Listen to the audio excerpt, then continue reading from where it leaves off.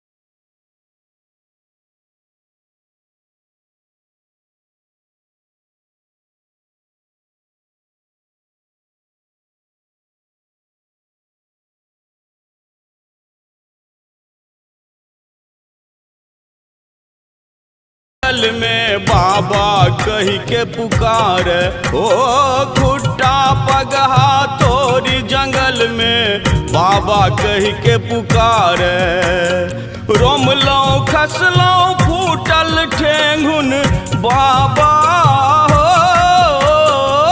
रोमलो खसलो फूटल ठेंगुन बौसु बानू कहूना करू करुणा लक्ष्मी नाथ बाबा उना करू करुणा लक्ष्मी नाथ बाबा।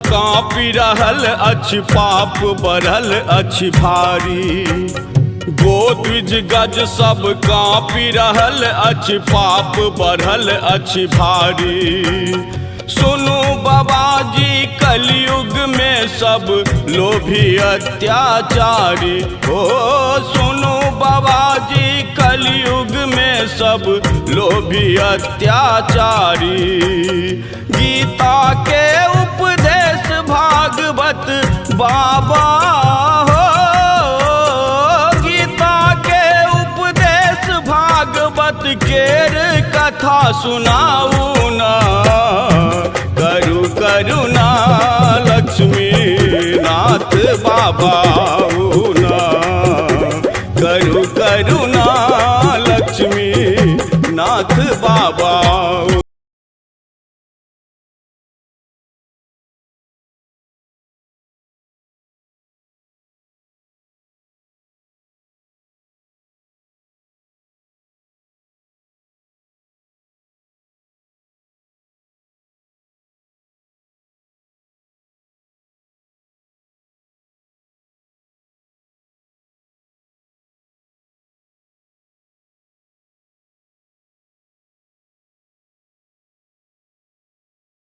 आधार नाम थिक भवसागर के खेबैया, कलयुग के आधार नाम थिक भवसागर के खेबैया।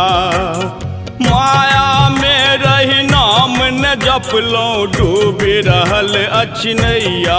ओ माया में रही नाम न जपलौं, डूबी रहल अछि नैया। भजनी दल संग आबी बाबाजी बाबा हो, भजनी दल संग आबी बाबाजी, सर्वा शरण लगाऊ ना। करू करुणा लक्ष्मी नाथ बाबा ना, करू करुणा लक्ष्मी नाथ बाबा।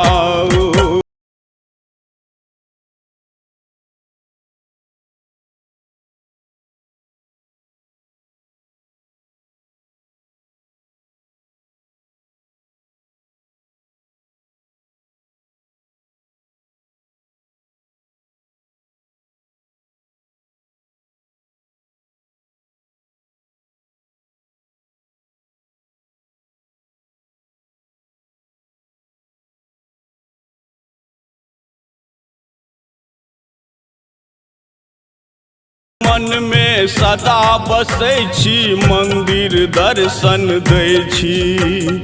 अंतर मन में सदा बसै छी, मंदिर दर्शन दै छी।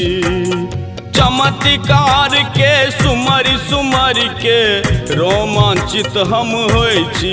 ओ चमत्कार के सुमरि सुमरि के रोमांचित हम होइ छी। भवसागर में भास रहल छी बाबा हो, भवसागर में भास रहल छी।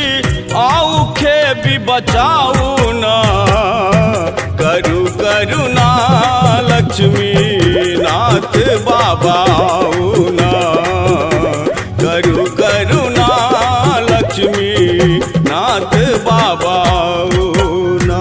अहाँ बिना नहीं बाट सुझैया, अहाँ बिना नहीं बाट सुझैया। सर्वा कहि के बजाऊ ना, करू करुणा लक्ष्मी नाथ बाबा।